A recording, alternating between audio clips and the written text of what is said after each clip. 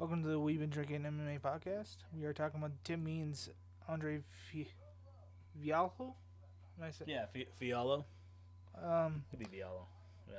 I'm going. Portugal, from Portugal. Method of victory is going to be KO. Nice. If you just look at the last, what is it? Let's say 11 fights of Oh my Fialho, God.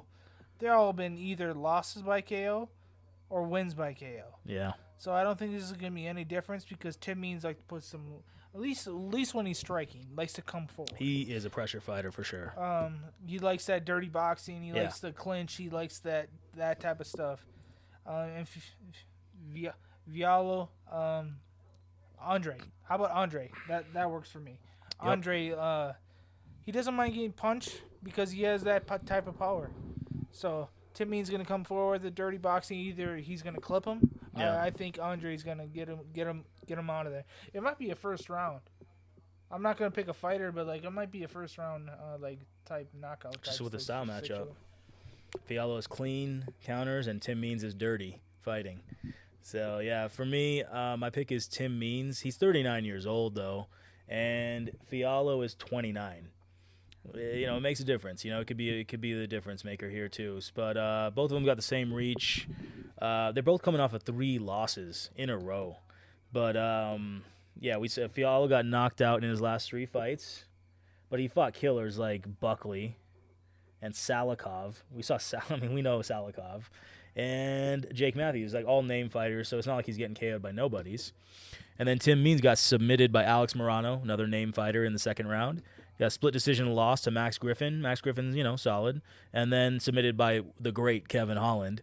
And then their last wins, Fialho had a clean knockout counter in the first round. Violent knockout with Van Camp. Van Camp. And then who else?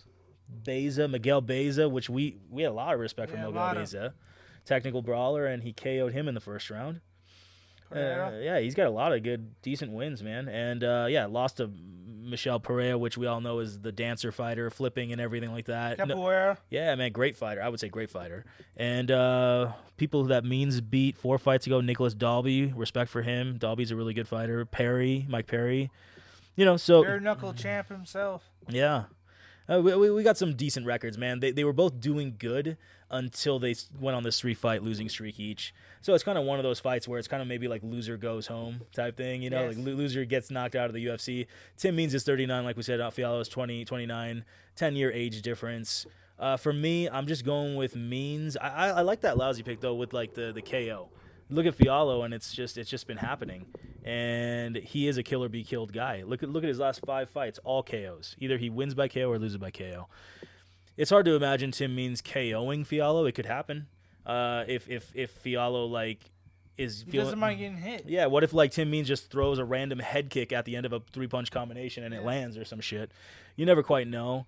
It's hard to know how this is gonna go. I feel like Andre Fialho keeps good distance most of the time. I don't.